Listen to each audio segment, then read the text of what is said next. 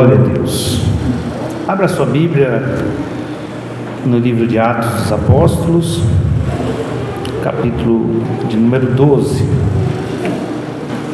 Atos dos Apóstolos, capítulo de número 12.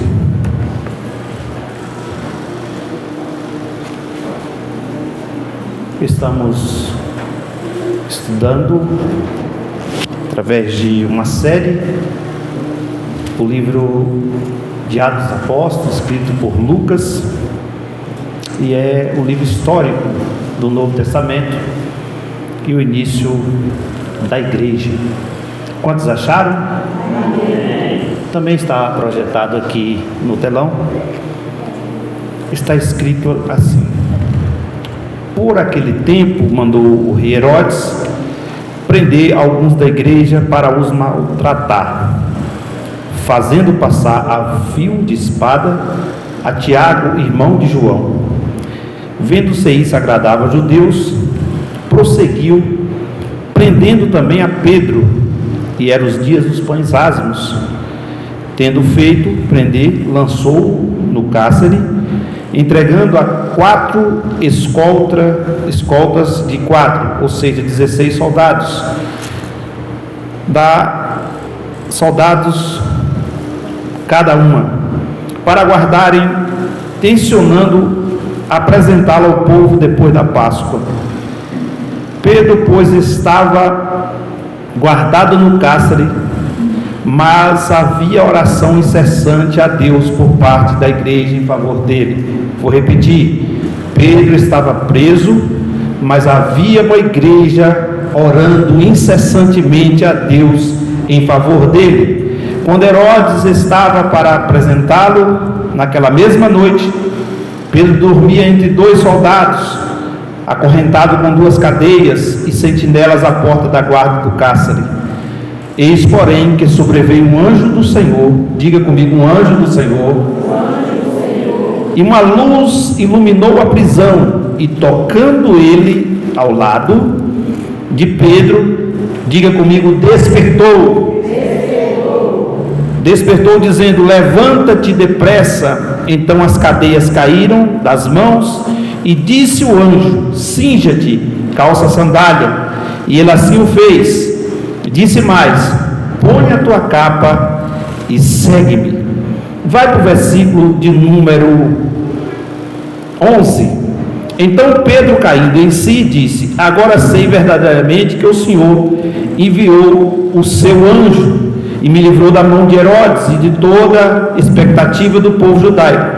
Considerando ele a sua situação, resolveu ir à casa de Maria, mãe de João, cognado Marcos, onde muitas pessoas estavam congregadas e oravam. Quando ele bateu o postigo do portão, veio uma criada chamada Rode ver quem era. Conhecendo a voz de Pedro, tão alegre ficou que nem fez entrar, mas voltou correndo para anunciar que Pedro estava junto ao portão. Versículo de número 16. Pedro continuava batendo. Então eles abriram e ficaram atônitos. Amém. Senhor Deus, mais uma vez estamos diante da Tua palavra, e neste momento, Senhor, eu quero pedir a orientação da mesma para a Tua igreja, para o Teu povo. Abra a nossa mente para a gente entendermos qual seja a boa, perfeita, agradável vontade do Senhor sobre este lugar. Que essa palavra venha produzir frutos pela qual o Senhor está enviando em nossos corações. Dai o discernimento, Senhor, a interpretação da mesma, as revelações do Senhor sobre nós. Eu sou simplesmente o porta-voz, o garçom, mas a mesa é do Senhor. É o Senhor quem tem a palavra. Ó Deus, estou disposto a entregar tudo aquilo que o Senhor propôs no meu coração. Repreendo todo mal, toda retaliação, toda força contrária, toda distração, e que os teus filhos possam, meu Deus, receber de ti a tua palavra. Amém. Podeis assentar, meus irmãos. Nós estamos numa continuidade. A semana passada nós falamos do capítulo de número 10, quando Deus envia Pedro ali à casa de Cornélio, e ali encontra um grupo de gentios, aonde eles foram batizados com o Espírito Santo, teve a revelação de Deus. Eu disse aos irmãos que Deus deu esboço a Pedro através de uma revelação. E o capítulo de número 11 também é a continuidade da defesa de Pedro já em Jerusalém, quando ele vai falar para os irmãos o mesmo esboço, a mesma revelação de que Deus tinha enviado ele à casa de Cornélio, gentil, e que o Espírito Santo também desceu sobre aquele lugar. Quando a gente chega no versículo 19 do capítulo 11, nós vemos os discípulos que foram enviados a Antioquia pela primeira vez, sendo chamados de cristãos. Ali Deus usa um profeta por nome Ágabo, e ele trouxe algumas profecias acerca do que iria acontecer em Jerusalém, a fome que iria acontecer nos dias de Cláudio. E o discípulo, conforme a palavra do Senhor, enviaram para ali presbíteros, enviaram também por intermédio de Barnabé e Saulo, para que o evangelho fosse pregado ali na região da Antioquia. Para os irmãos entenderem, essa região da Antioquia era uma região que tinha muitos judeus descendentes de Salomão, com a rainha de Sabá, que era daquela região, e ali muitos se converteram ao Senhor. Muitos todos os anos vinham para Jerusalém para as festas que todos os anos aconteciam em Jerusalém, as festas do tabernáculo, a Páscoa, as primícias. E essa época aqui que Pedro é preso, Tiago é morto ao fio da espada, nós já começamos o capítulo 12, era a época dos pães asmos, já se aproximando da Páscoa, e nós vemos que Pedro aqui é libertado de uma prisão. Mas para os irmãos entenderem esse contexto, antes a Bíblia diz que Herodes mandou prender alguns da igreja para maltratar, fazendo passar o fio da espada Tiago, o irmão de João. Tiago aqui não foi o primeiro mártir, que primeiro foi Estevão. Os irmãos lembram que Estevão foi apedrejado em praça pública por estar pregando a palavra. Mas dentre os discípulos, Tiago é o primeiro a ser morto ao fio da espada. Para os irmãos entenderem, algumas penas de morte daquela época eram consideradas importantes para esse império que dominava toda aquela região. O fio da espada era uma das mortes, pena de morte. O outro era também o apedrejamento, quando as pessoas eram cometidas com hábito de adultério, ou mesmo por estar pregando um falso entre eles evangelho, ou usurpando de uma fé ou de um poder que eles entendiam que não eram de Deus, como Estevão foi morto, apedrejado. Também existia morte, onde era queimado pessoas em fogueira. João Batista, por exemplo, ele foi degolado e foi jogado a sua cabeça em uma fogueira. Mas existia também um outro tipo de morte, que era a morte por crucificação. Essa morte por crucificação, a gente sabe que o nosso Jesus passou por ela, mas não foi só Jesus que morreu crucificado. Várias outras pessoas já tinham sido morrido crucificadas. E o Pedro lá na frente, a pena de morte também dele foi crucificado. Mas eles atenderam um pedido de Pedro de não ser crucificado como Jesus, e ele foi crucificado mesmo assim, mas de cabeça para baixo. Então essas eram as penas de morte. E nesse contexto do capítulo de número 12, nós vemos aqui que Tiago foi morto ao fio da espada. Pedro também foi preso para morrer. E a gente, observando esse texto, a gente pode até se perguntar: por que Deus permitiu Tiago morrer? E por que Deus resolveu tirar Pedro da prisão? É dentro desse contexto que nós devemos entender o agir e o trabalhar de Deus. Lembrando os irmãos que a perseguição da igreja, ela não para. Esse ano aqui é um ano que a igreja começa a ser perseguida. Aproximadamente o ano 4 depois de Cristo, a perseguição começa a acelerar com mais força. E eles acham assim: vamos prender os cabeças da igreja, vamos matar a liderança, porque matando a liderança, nós matamos os outros. E se os irmãos entenderem, Pedro e Tiago eram os líderes da igreja. Tiago era uma espécie de pastor, aquele homem que pastoreava o rebanho, e Pedro era a liderança, era o presidente colocando daquela instituição, a qual presidia, abria igrejas, enviava pessoas, e Tiago era o pastor que ficava ali cuidando daquele povo. Então o que o império resolveu fazer? Vamos prender a liderança, porque assim nós amedrontamos as demais pessoas daquele lugar. Aí prende Tiago, e a Bíblia diz que o povo gostou da prisão, depois mata Tiago ao fio da espada, e viu que o povo também gostou disso. Aí ele disse: o próximo agora vai ser o líder.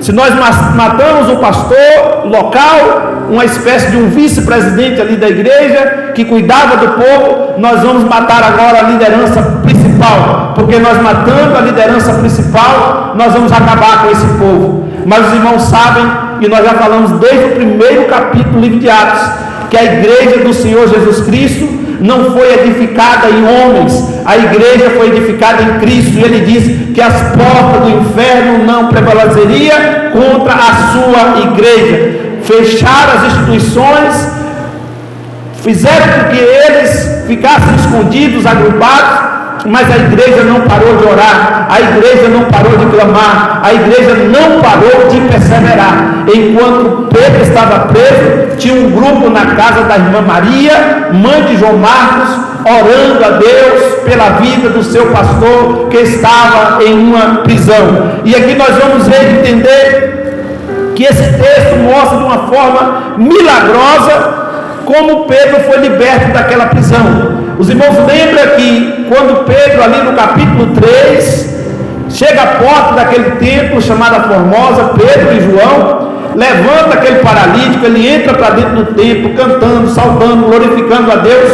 Houve um conluio ali no Sinédrio, que eu disse para os irmãos que era cerca de 70 homens, ali com os fariseus, a religião, os saduceus, e com todos os sumos sacerdotes, e eles resolveram perseguir a eles, prenderam eles, mas a Bíblia diz que o anjo foi lá e soltou eles da cadeia, e eles ficaram sem saber o que aconteceu, tentaram fazer um acordo para que eles parassem de pregar o Evangelho, mas eles disseram para ele: quem nos chamou foi Jesus, o dono da obra é Jesus, e nós não vamos parar de pregar o Evangelho. E assim nós sabemos que ele também foi livre daquela prisão, mas eles não conseguiram e não pararam de perseguir a igreja. Aqui nós já estamos no capítulo de número 12, e aqui há uma grande perseguição, e falou: já que a prisão não está resolvendo, nós vamos começar a matá-los. Mata Estevão apedrejado, agora mata Tiago ao fio da espada, prende Pedro aqui para matá-lo no outro dia, e aqui nós vamos começar a pregar nessa noite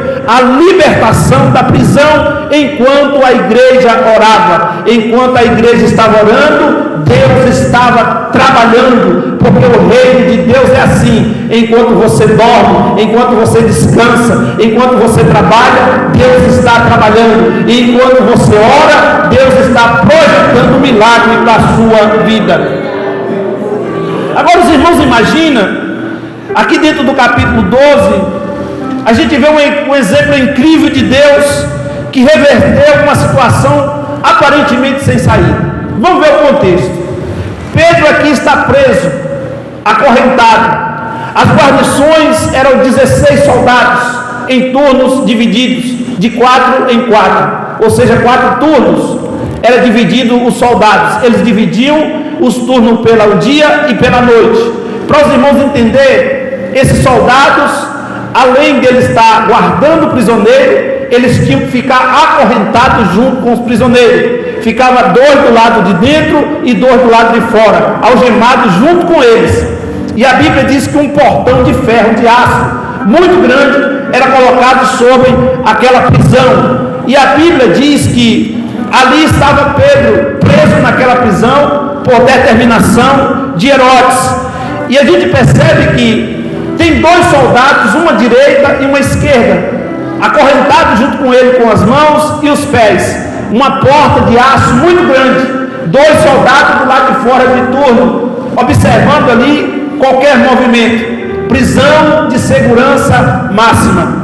As prisões de segurança máxima hoje no mundo, em alguns lugares como os Estados Unidos e alguns países que têm prisão de segurança máxima, não fica ninguém do lado de dentro com preso, mas há uma cela cercada toda de ferro, concreto, que a pessoa não tem como sair dali de dentro. Agora você imagina uma prisão como essa e mais 2 homens ao seu lado ali, de turno. Enquanto Pedro estava dormindo, os homens estavam acordados ali, esperando algum movimento que acontecesse. O que eles disseram? Eu quero ver quem é que vai tirar ele daqui. Eu quero ver qual anjo que vai vir soltar como fez da outra vez. Vamos acorrentá-lo junto com os guardas aqui, mas o Deus que trabalha de forma terrivelmente, o Deus que faz coisas impossíveis, sabia o momento certo e a hora certa de entrar lá. Mas a gente percebe que aqui a gente vê o trabalhar de Deus. Vocês imaginam, irmãos, alguém que sabe que vai morrer no outro dia, que a morte está determinada para ele no outro dia, ele vai dormir, e a Bíblia diz que Pedro estava dormindo, porque precisou o anjo despertado, e a gente vê aqui que ele dormia sabendo que ia morrer. A paz interior dele era tão grande, ele sabia do que Deus seria capaz, que mesmo se ele morresse, Deus poderia ressuscitá-lo, e mesmo se Deus não quisesse ressuscitá-lo, morria o apóstolo, o pastor, o profeta, mas a mensagem que ele tinha pregado jamais iria morrer. A igreja que Deus colocou nas suas mãos jamais ia parar, porque a perseguição não para a igreja, a luta não para a igreja, poderes não para a igreja, o inferno não para a igreja, porque a igreja ela é viva, ela é poderosa, e a igreja ela só vai sair da terra no dia do arrebatamento que Jesus prometeu. Eu vou, mas eu vou voltar, e eu vou levar vocês para onde eu estiver, vocês vão estar. Agora vocês imaginam a situação de Pedro agora. A situação de Pedro é semelhante à situação de muitas pessoas nos dias que vivemos, que estão aprisionadas pelo príncipe deste mundo, que é o inimigo, completamente cercadas, do qual não pode se libertar sozinhas. Tem pessoas que estão presas ao passado, tem pessoas que estão presas ao sistema, tem pessoas que estão presas a coisas materiais e precisam de libertação. Mas tem uma igreja que ora, tem uma igreja que clama, tem uma igreja que intercede, e a igreja, quando ela está em oração, não tem porta fechada que não se abra, não tem prisões que não sejam quebradas, vidas são libertas, porque tem pessoas que precisam da sua e da minha oração. Pedro, no sentido literal, estava dormindo, e eu trazendo para os nossos dias, tem pessoas também que estão no sono da indolência, tem pessoas que estão desacordadas espiritualmente e precisam de um despertamento. E como Jesus fez de mandar um anjo ali para soltar Pedro da prisão, você vai ver que Jesus hoje não vai mandar anjo, porque Jesus tem a minha e a sua vida para ser enviado a essas pessoas, e nós podemos nos fazer de anjos de Deus para libertar essas pessoas das prisões, dizendo que Jesus salva, que Jesus cura, que Jesus liberta, que Jesus transforma, e que em breve Ele voltará. Continue orando pela sua casa, continue orando pela sua família. Você pode entender que às vezes tem uma prisão dentro da sua casa, que a pessoa não consegue se libertar dos vícios, que a pessoa não consegue se libertar do pecado, mas uma vida de oração traz a libertação na casa, na família. E nós vemos aqui que, ao atentarmos, no entanto, para a forma que Pedro foi liberto, podemos verificar o operar mediante a intercessão de Deus para libertar aqueles que são alvos de orações. Eu quero fazer uma pergunta aqui: tem alguém na sua família, tem alguém no seu bairro, no seu lugar, que está debaixo da sua oração? Levante a mão para mim saber se você está junto comigo, orando pelas pessoas, para Jesus salvar, para Jesus libertar, para Jesus transformar. Não desista de orar. Se você entender o sentido dessa mensagem, é o poder eficaz da oração da igreja unida, o poder eficaz de oração de alguém que precisa de libertação. A igreja não se conformou com a morte de Tiago. A igreja não se conformou com a prisão de Pedro. E o único recurso que a igreja tinha não eram os recursos naturais. Porque se a igreja resolve procurar um advogado, não ia resolver. Se procura o Império Romano, eles seriam perseguidos e presos. Era um regime totalitário, era um regime a qual a última instância daquele lugar já tinha dado o decreto de morte para Pedro, mas esqueceu que a última instância da terra só é até a instância do céu chegar, porque quem está lá em cima é quem manda, quem está lá em cima é quem tem a caneta, quem está lá em cima é quem tem o martelo, quem está lá em cima é quem tem o poder. E Jesus falou: é me dado todo o poder do céu, da terra, debaixo da terra. Era baixo.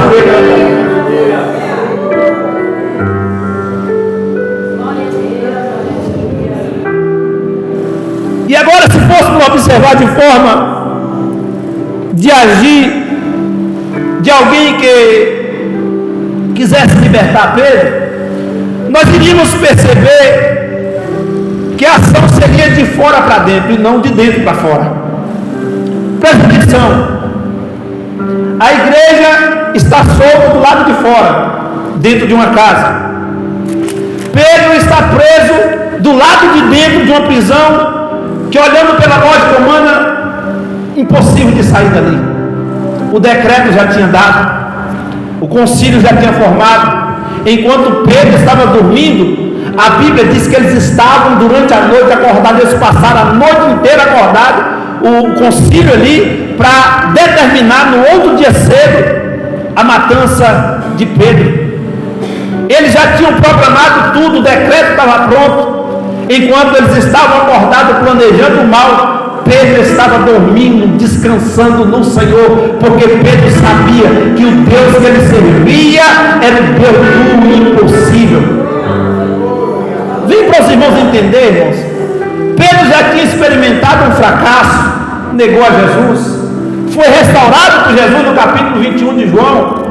Jesus colocou sobre as mãos dele e falou: Pedro, tu me ama? Por 3 vezes ele disse: eu te amo. Pedro, apacenta as minhas ovelhas. Ali foi a determinação do próprio Jesus, que instituiu o primeiro pastor, presidente da igreja. Pedro não é a porta do céu, porque quando ele diz tu és Pedro, está dizendo tu és fragmento de pedra. Mas sob essa afirmação, quando Pedro diz tu és o Cristo, eu edificarei a minha igreja. Jesus está falando: a minha igreja não vai ser edificada em você, Pedro, mas vai ser edificada em mim, e as portas do inferno não prevalecerão contra ela. Mas Pedro sabia da sua responsabilidade. Pedro sabia que tinha um povo ali que estava orando. Pedro sabia que tinha um povo ali já evangelizado. O evangelho já tinha se expandido no mundo. O evangelho já tinha chegado em vários lugares. Matou Estevão, não resolveu, não parou. Matou Tiago, também não parou. Agora Pedro, o líder da igreja. E Pedro está preso do lado de dentro em prisão de segurança máxima. Mas tinha uma igreja do lado de fora. O que eu entendo com isso, irmãos, que do mesmo jeito que Deus trabalha do lado de dentro, Deus trabalha do lado de fora. Deixa eu explicar isso para você melhor entender e dar um glória para chegar lá no céu. Deus trabalha do lado de fora enquanto você dorme. Ele cuida da sua casa, Ele cuida da sua família, Ele cuida das suas finanças, Ele cuida da sua saúde, Ele cuida de você. Não existe coincidência no reino do céu, irmão. Eu sempre chamo de Jesus incidência. O reino do céu, irmãos, ele é programado. Deus tem dia, hora, momento exato para agir na vida do ser humano. Mas do lado de dentro, muitas vezes você está preso, sem poder fazer nada. Pedro tinha o poder da palavra. Pedro tinha a autoridade de Deus. Pedro tinha o dom da cura. Pedro tinha um dom de revelação. Pedro tinha os 9 dons espirituais sobre ele, mas ele está preso sem poder fazer nada. Vem para cá comigo, que algumas situações que de vez em quando eu e você, nós nos deparamos preso em certa situação sem poder fazer nada. O dinheiro não pode resolver, A influência não pode resolver. As amizades não podem resolver. E aí você fala: o que fazer num momento desse? Eu estou preso em certa situação, não tenho saída. Você está como num beco sem saída, um pierote, e você olha para todos os lados, só vê cadeias, prisão. Mas tem um Deus no céu que está vendo tudo. E o que eu aprendo com isso? Mesmo nos momentos difíceis, descansa. Tenha paz no seu coração. Irmão, você só consegue dormir em meio à tribulação se você tiver paz com Deus. Eu durmo muito tarde. Meu organismo não é acostumado a dormir cedo.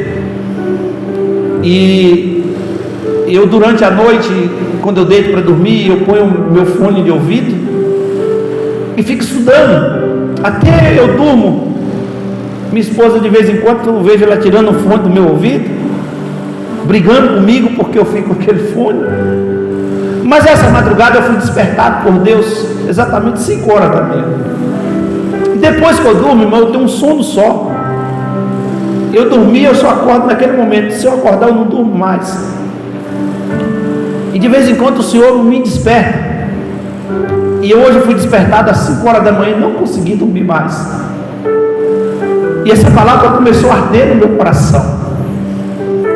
Deus começou a ministrar no meu coração essa palavra. E eu comecei a entender o trabalhar de Deus. Porque às vezes Deus permite você dormir literalmente, mas às vezes Deus te desperta para fazer você entender a boa, a perfeita, agradável vontade do Senhor. E quando o Senhor estava ministrando ao meu coração, Ele disse: fala na igreja. Essa mensagem está sendo gravada para o mundo inteiro, que há um tempo de despertamento espiritual. Porque não importa o momento que você está enfrentando na sua vida, seja crise emocional, preste atenção, seja crise existencial, seja crise na saúde, crise econômica, crise familiar, ansiedade, síndrome do pânico, medo, depressão, seja qualquer tipo de prisão que você está enfrentando, Deus está enviando a sua palavra nesta noite ao seu coração. E o Espírito de Deus que fala na minha boca nessa noite diz para você: levanta, desperta, cinge os teus lombos, calça as tuas sandálias, vista a capa de autoridade de Deus, porque Deus é na frente abrindo portas para você passar. Deus está abrindo portas para você passar. Talvez o inimigo pensou que colocando essa crise de ansiedade, essa depressão, esse medo no seu coração, essas dívidas que você está enfrentando, iria parar você. Mas Deus nessa noite te desperta e diz: levanta, meu filho, levanta, minha filha, porque tem eu montado na sua frente e vou abrir todas as portas. Se ele acredita na palavra revelada, na profecia de Deus pela palavra, levante uma das suas mãos e receba essa palavra de Deus ao teu coração nessa noite e seja livre, seja liberto, seja liberta pelo poder do nome de Jesus.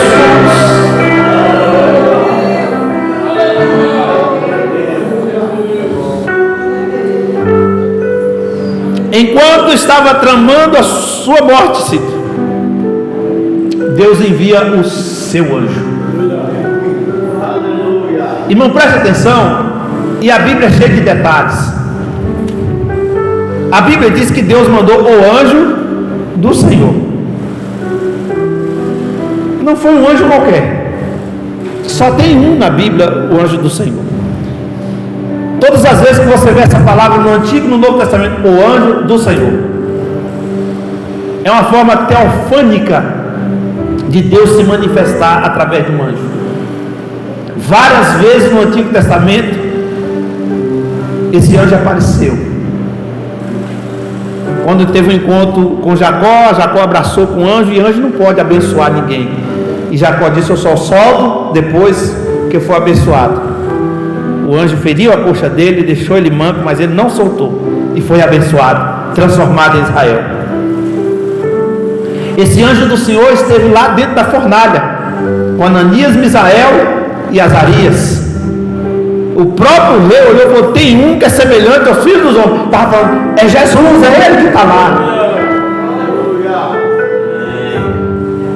E esse anjo aqui, ele aparece na Bíblia algumas vezes.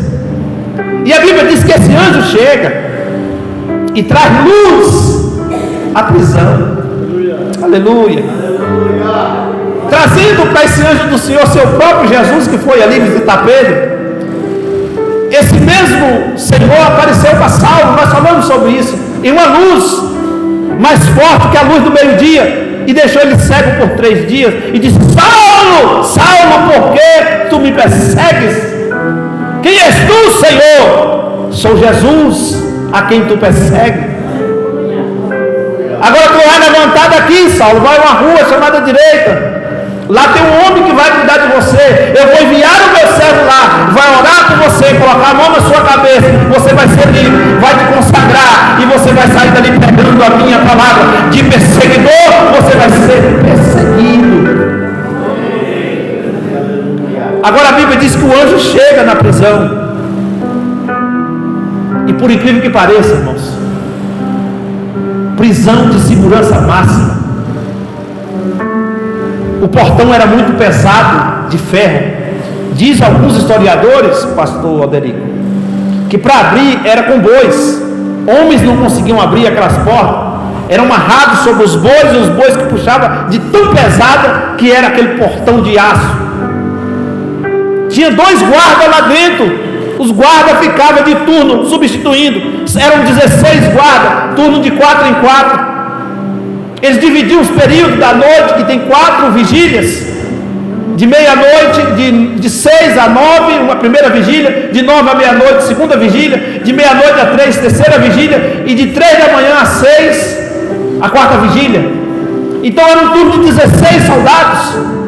Durante o dia a mesma coisa, a primeira hora da manhã, que era às 6 horas, às 9 horas da manhã, a segunda hora do dia, o segundo turno, a meio-dia, às 3 da tarde e às 6, assim eles fechavam um turno.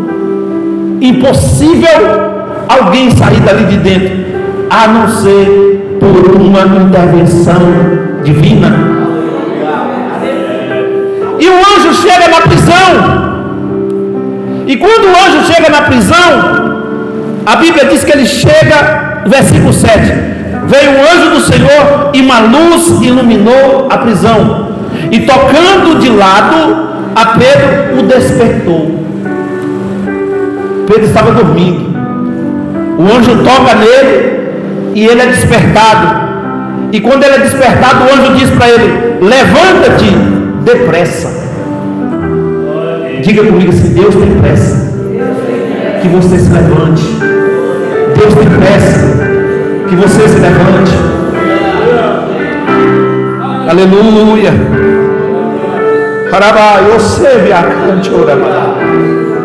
Deus tem pressa. Irmão, estou muito inspirado por Deus hoje para ministrar essa palavra.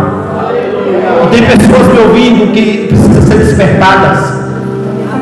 E Deus envia a sua palavra nessa noite para dizer: levanta depressa. Jesus está voltando, ele tem pressa que você se levante, que você seja o instrumento dele na terra. Aleluia. Levanta depressa. E quando você se levanta, irmão, automaticamente as cadeias quebram. Esse é o segredo da vida do crente. Tem gente que fica assim: o cair é do ombro, levantar é de Deus. Isso não tem escrito na Bíblia.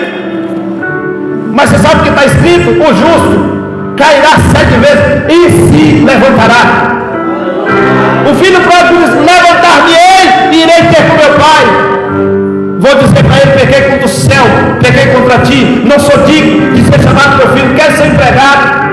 Mas o pai está de braços abertos, está dizendo: para empregado a gente paga salário, para amigo a gente dá presente, mas para filho eu tenho herança, você vai ser recebido de volta como filho. Por quê? Porque você se levantou. Porque enquanto você se levanta, Deus trabalha. As cadeias quebram. E vamos mais. Depois das cadeias quebrarem, aqui começa o projeto de Deus, porque as cadeias vão se quebrando.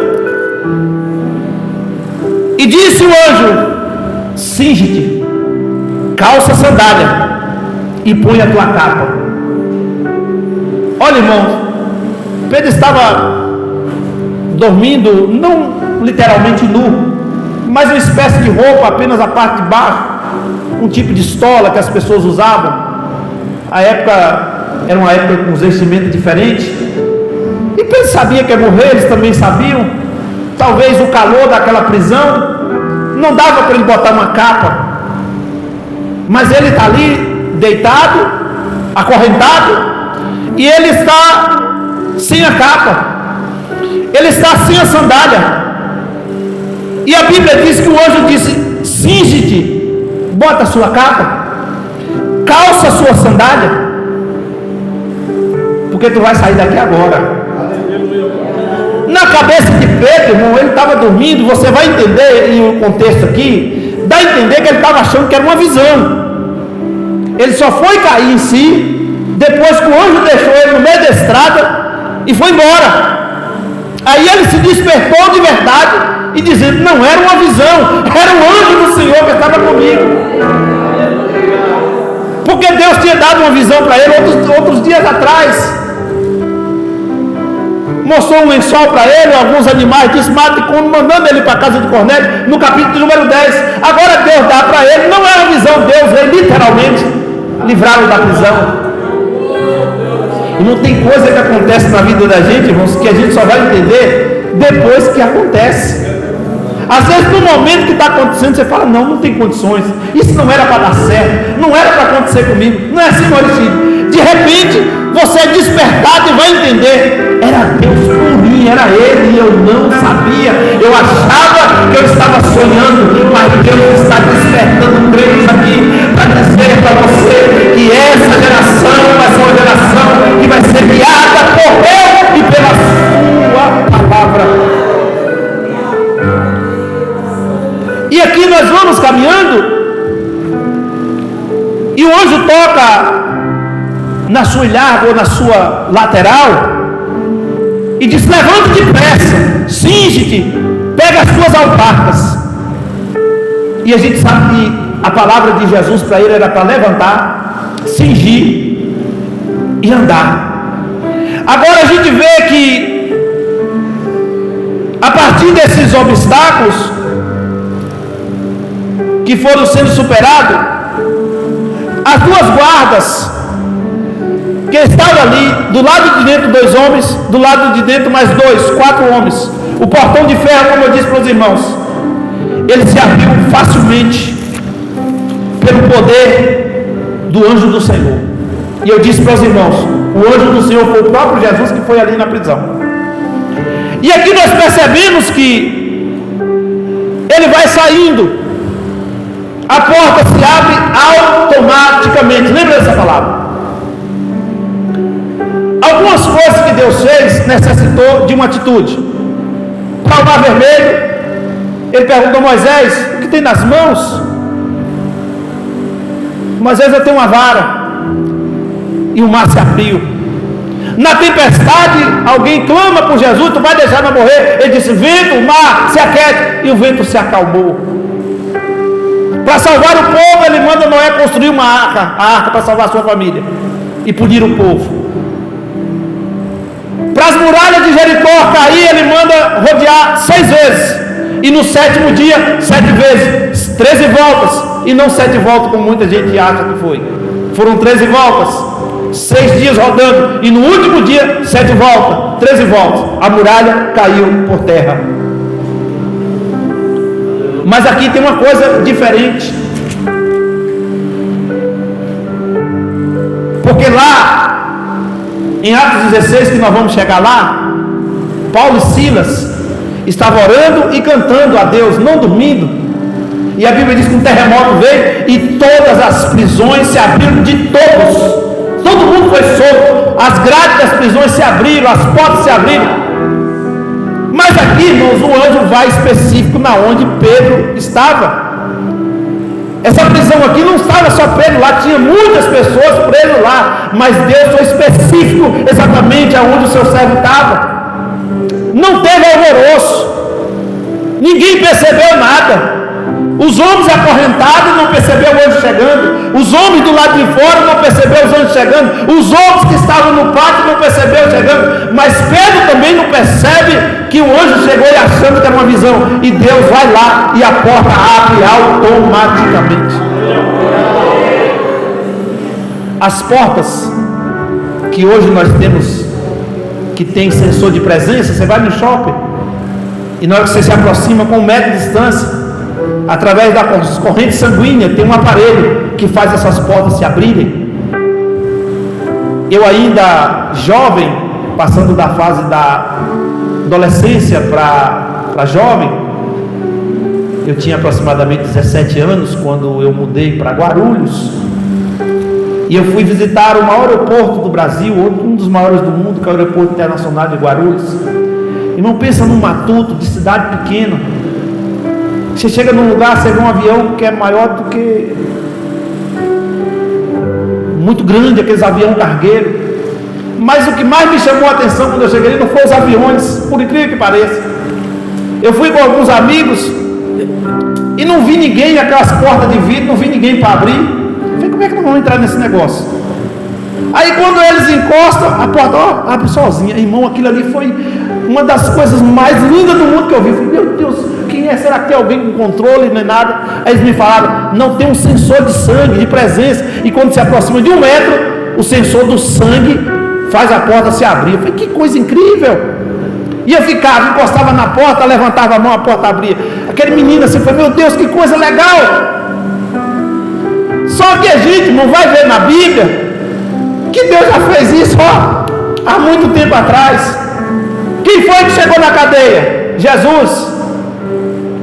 O sangue dele, irmão, foi derramado todinho na terra. A Bíblia diz que ele não chegou com sangue, mas chegou com a luz.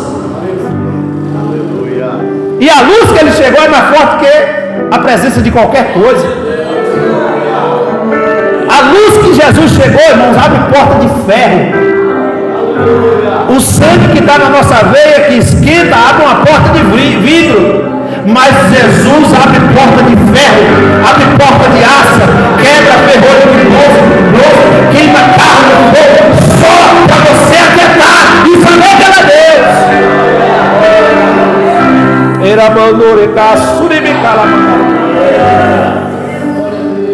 Eu estou sentindo a presença dele aqui. Eu estou ouvindo barulhos de portas sendo abertas.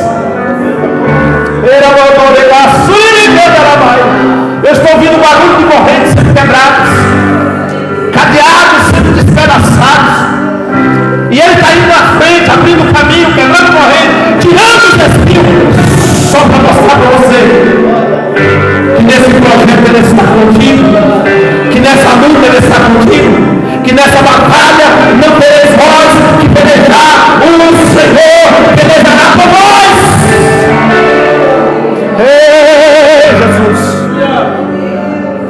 E a porta abre automaticamente. Só que a porta abre para Pedro. Os soldados ficam lá dentro. A porta abre para Pedro. Os que estavam lá de fora ficam lá dentro. Depois você vê o texto, você vai ver que no outro dia, quando ele chega, ele está achando que Pedro está lá. Você imagina, irmão, na hora que aquele soldado descobre que Pedro não está lá. E você sabe qual era a lei? Se o soldado permitisse sair, ele morria no lugar. Lembra de Atos 16? O carcereiro pegou a espada e falou, já que eu vou morrer, eu vou tirar minha vida antes de ele chegar aqui. E Paulo dá um grito e diz, não faça nada. O carcereiro pede luz, e quando acende a lamparina, todo mundo está lá. E ele diz, o que eu faço para escapar da morte e para ser salvo? Crê no Senhor Jesus Cristo, será salvo tu e a tua casa. Sabe por que falou tu e a tua casa? Porque morria ele e morria a sua família.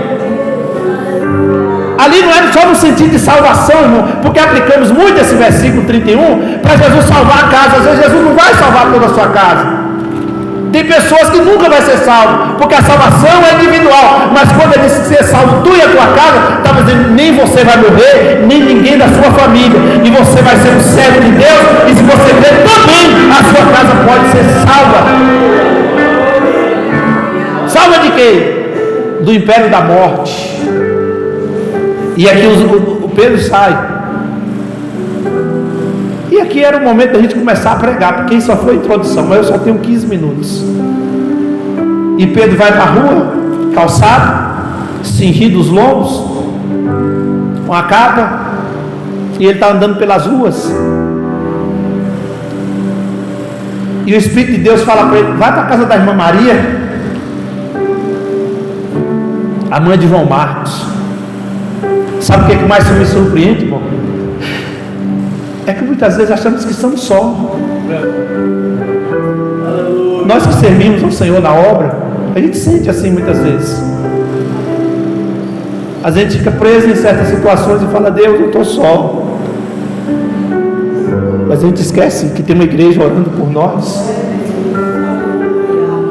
Tem um povo que, quando dobra o joelho, fala: Senhor, cuida do pastor, cuida da família dele, cuida dos filhos dele. E tinha uma igreja na casa da irmã Maria orando pelo seu líder. Irmão, não deixe de orar pela liderança da igreja. Não deixe de orar para aqueles que Deus levantou para cuidar de vocês. Porque você fazendo isso, você tanto está abençoando você, como está abençoando a família da liderança. Uma igreja que é despertada e orar pela sua liderança é uma igreja viva. É uma igreja que não tem fofoca, não tem disse-me-diz, não dá espaço para o inimigo, mas dá espaço para a oração. E a igreja na casa da irmã Maria estava orando. Eles estavam tão em oração que Pedro, para sair da prisão de porta de ferro, saiu automaticamente. Quando chega na porta da casa da irmã Maria, um portãozinho de madeira fechado. E Pedro batendo palma: irmã Maria! Os irmãos estavam em fervor e oração, irmão. Jesus solta o nosso pastor. O milagre era tão grande que veio uma menina por nome Rod. E alguém critica a Rod que ela não estava orando, que ela estava. Irmão, Deus sempre tem alguém na casa para despertar nos momentos. Não fale que Rod não estava vigiando, não estava orando, porque foi Deus que despertou aquela menina para ir lá fora do portão. Só que a menina ficou tão atônica, como a Bíblia diz, que ela não abriu o portão, não. Ela falou: quem tem que abrir é a irmã Maria. Oh, aleluia. Às vezes, meu Deus, essa palavra está vindo do céu aqui, receba ela. Às vezes você está esperando que alguém abra a porta para você. A pessoa já foi até perto da porta, já tentou te ajudar, mas Deus tem sempre uma irmã Maria. Deus tem sempre alguém para abrir a porta para você entrar. E a menina foi lá e brigaram com ela: menina, volta a orar, menina. Pedro está preso. Não, ele está lá fora. E Pedro continua gritando: irmã Maria, sou eu. E alguém reconhece a sua voz, porque a ovelha conhece a voz do seu pastor. Alguém reconhece a voz e diz: realmente é ele, vamos abrir a porta. Então tem coisa, irmão, presta atenção nisso. Tem coisa que Deus vai fazer, as coisas impossíveis, a porta de ferro, de bronze, de aço, mas a porta de madeira é você que tem que abrir. É você que tem que se despertar. Pastor, mas a igreja estava certa, estava orando. Sim, mas a igreja tem que orar, vigiar e se despertar. Porque às vezes Deus está mandando um milagre na porta e você está dizendo: não é para mim, Deus está dizendo: é para você, deixa eu entrar. Abre a porta, deixa o milagre entrar. E aqui eu quero encerrar falando para você sobre 3 pilares da oração eficaz. O primeiro, proteção da igreja. A oração protege o povo. A oração protege a liderança. A oração protege os membros. Porque uma igreja que ora, irmãos, e eu sempre digo para os irmãos: oração não é só posição. Tem gente que pensa que oração é só ficar o dia todo com o joelho no chão. Você pode orar, irmão, o tempo todo. Orar em todo tempo.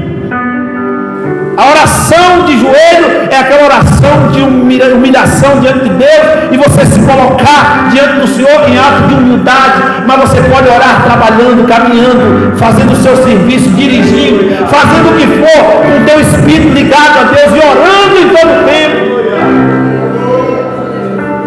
Eu não sei quantas horas eu oro por dia, mas eu digo para os irmãos, eu estou o tempo todo em oração. Eu estou sempre ligado em Deus, sendo despertado por Deus.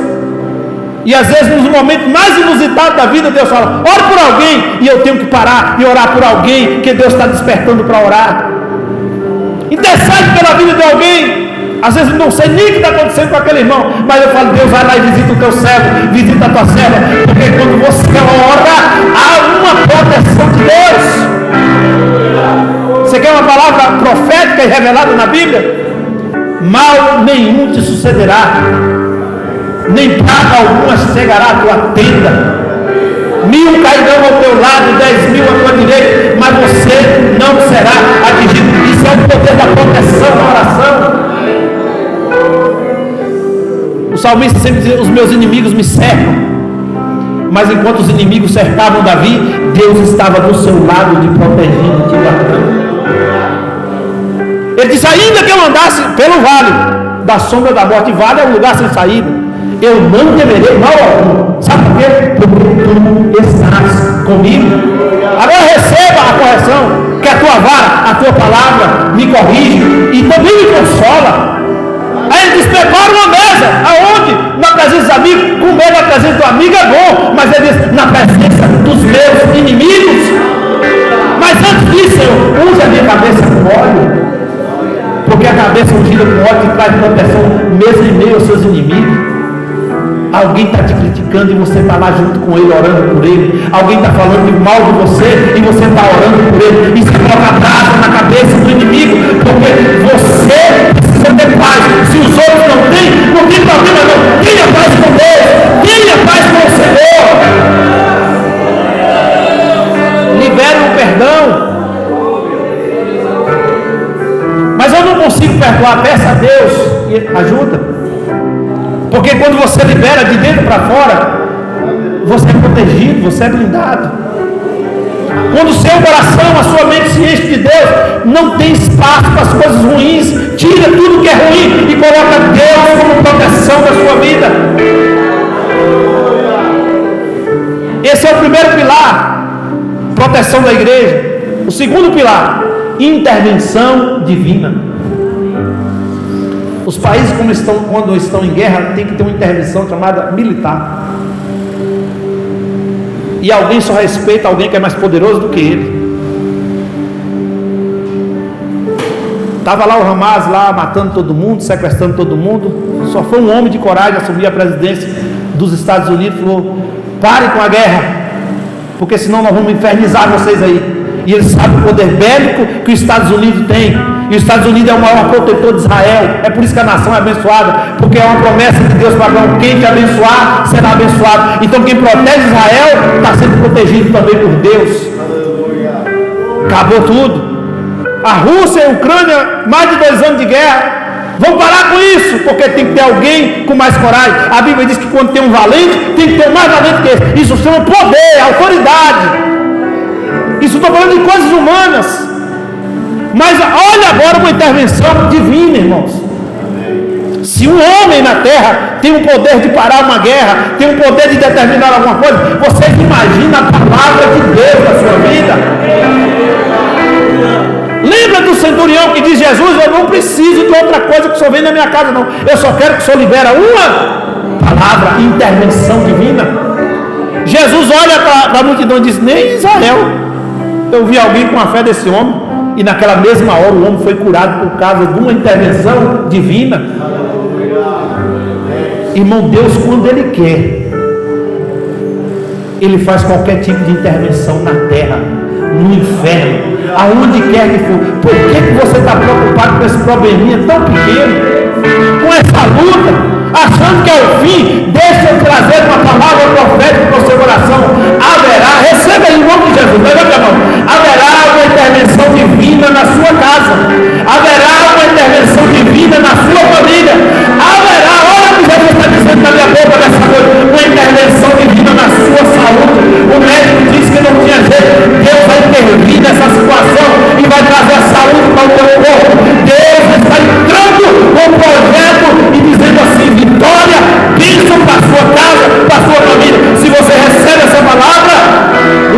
ao Senhor nessa noite. E o terceiro pilar, que é o fortalecimento da fé e a unidade da igreja. Ei, escute, olhe para cá. Ninguém para uma igreja unida, irmãos. Eu vou repetir, ninguém para uma igreja unida. Sabe por que tem uns grupinhos na igreja? Os rebeldes, os usados pelo diabo, porque saiu do espírito da união e foi para o espírito da rebeldia. Eu não gosto disso, eu não gosto daquilo, e aí tenta governar a igreja, tenta dominar aquilo que não é dominável, tenta querer mandar naquilo que não pode mandar. Mas quando a igreja está unida com o seu pastor, com a diretoria, com o ministério, todos unidos, falando a mesma língua, a mesma fala, com o mesmo propósito, o mesmo objetivo, Jesus salva, Jesus liberta, Jesus batiza, Jesus transforma. Problemas vai ter em qualquer lugar, mas o amor que nos une tem que ser maior do que as barreiras que nos separam. A igreja primitiva tinha muitos problemas. Quando Pedro chega da casa de Cornélio, irmãos, irmãos estavam revoltadíssimos com Pedro. Esse homem foi para a casa do gentio, mas quando Pedro trouxe a revelação da palavra, o esboço, como eu disse que Deus tinha dado para ele, todo mundo teve que calar a boca e glorificar a Deus, porque quando a palavra chega, irmão, o fofoqueiro tem que sair de retirada, o murmurador tem que bater em retirada, o inimigo tem que bater em retirada, o rebelde vai por terra, porque quando a palavra de Deus chega, o Espírito da união. Salmo de número 133. Ó, quão bom e agradável que os irmãos vivam em união. É como o óleo precioso que desce sobre a cabeça da igreja é Jesus, sobre a barba, os apóstolos, sobre as vestes, a igreja contemporânea, e lá no finalzinho na orla, a igreja do arrebatamento. A igreja do arrebatamento tem um óleo de Deus sobre a sua vida. E esse óleo, irmãos, é um óleo perfumado, que aonde você chega, o cheiro dele exala o ambiente, é o cheiro de Cristo, como diz Salomão, o perfume de Cristo que está sobre a nossa vida. E esse perfume não é comprado numa barraca do Paraguai, esse perfume é trago lá do céu para a nossa vida, aonde o inimigo respeita a autoridade de Deus que está sobre você. E aqui eu finalizo. Quando tudo, escreve isso no seu coração, ou se você estiver anotando. Quando tudo parece perdido, Deus reverte a situação. Quando tudo parece impossível, Deus reverte a situação. Outra palavra, Deus responde as orações em momento de crise. Você crê nisso? Deus responde as orações em momento de crise, revertendo situações que parecem impossíveis aos olhos humanos. Quem diria que alguém preso para morrer ia escapar da morte? E não foi um bom advogado que tinha acesso a um tribunal, que fez uma oratória bonita, porque o advogado sabe fazer isso muito bem. Mesmo um promotor de justiça fazendo uma acusação, porque com Jesus eles acusaram e conseguiram matar, mas o propósito de Jesus não era eles matar, porque eles não conseguiram matar Jesus. Pastor, conseguiram? Não. Jesus falou: Pai, nas tuas mãos eu entrego o meu espírito. Quando ele disse tetelestai, ele estava dizendo: está tudo consumado. O que eu vim fazer, eu já fiz. Agora um novo ciclo. Daqui 3 dias eu volto, mas eu volto vivo, ressuscitado, e eu vou ter nas minhas mãos a chave da morte e a chave do inferno. Deus responde as orações em momento de crise. E por último, em momento de desespero, é muito comum sentirmos tudo perdido, ou não é? Nós somos humanos.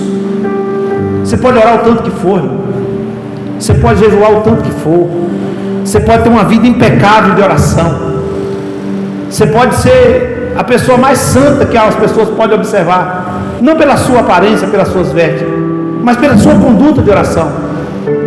As pessoas às vezes encontram a gente e falam: pastor, eu sou um homem de fé.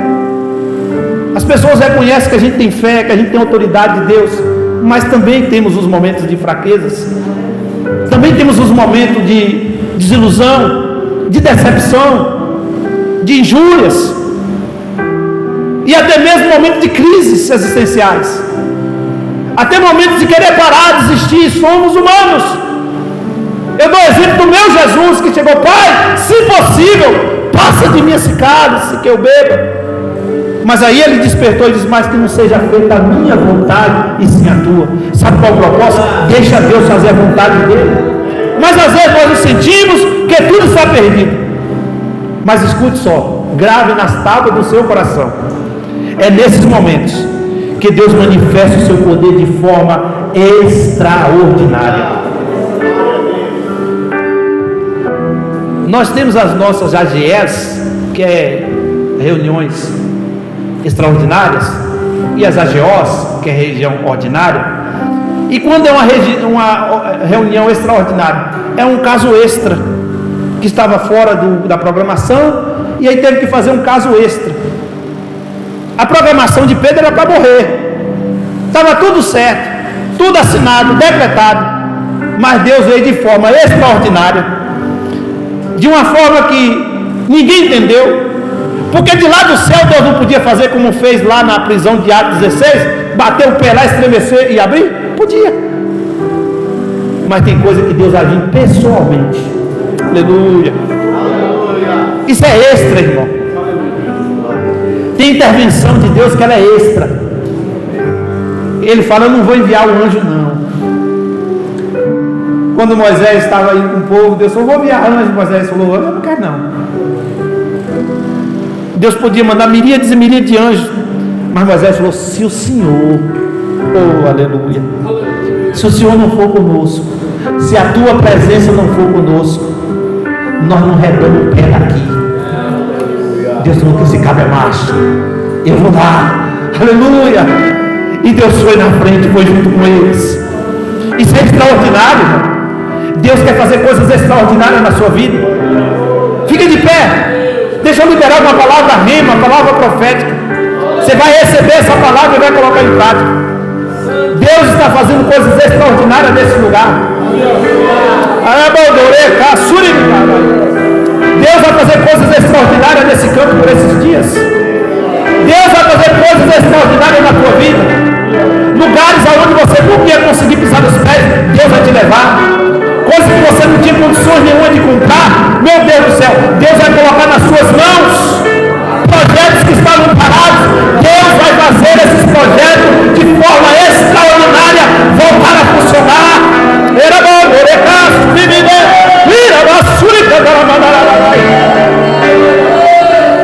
É um tipo extra de Deus para este tempo.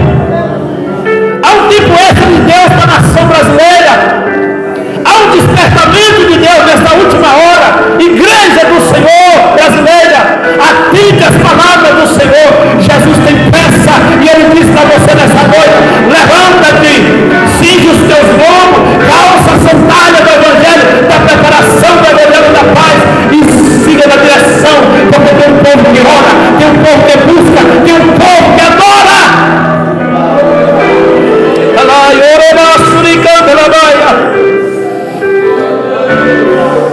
Aleluia. E quando Pedro chega na igreja, que estava na casa da irmã Maria, encontra aqueles irmãos, dá a sua palavra de ordem, ali ele se retira e vai fazer a obra de Deus. No mesmo capítulo 12, a gente vê a morte de quem queria matar Pedro. Lá no finalzinho, depois você olha. Então Deus faz assim, irmão. Tem gente que quer matar, quer que você morra, mas tem gente morrendo por tua causa. Se precisar, Deus tira a vida de alguém que está querendo tirar a sua paz. Se precisar, Deus dá vida, mas se precisar, Deus também mata. Deus é aquele que dá e é aquele que tira. E tem pessoas que às vezes não morrem nem fisicamente, mas estão mortas espiritualmente por tocar nos ungidos de Deus, por tocar em lugares que não deveria tocar. Tome muito cuidado, porque Deus, quando está na direção de uma forma extra na vida de alguém, não tenta parar, porque se você tentar passar na frente dele, Deus vai te atropelar. Deixa eu orar, porque eu já venci todo o tempo. Espírito Santo,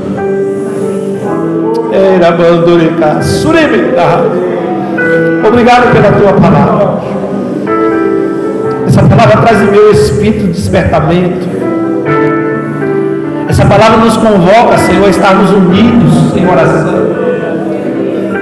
Não desistir das pessoas nem dos problemas. Enfrentar qualquer que seja a situação, qualquer porta que está fechada, qualquer situação, seja ela interna ou externa, seja situações físicas, seja situações psíquicas, emocionais, seja situações de qualquer tipo de diversidades, qualquer tipo de levante, qualquer tipo de situação, de barreiras, problemas, mas nós estamos prontos, Senhor, a ser despertados por Ti, a levantar a nossa cabeça e seguir na direção da vitória. E eu medito essa palavra sobre o coração do teu povo e da tua igreja, e que eu, Senhor, possa fazer acontecer em nome de Jesus. Amém.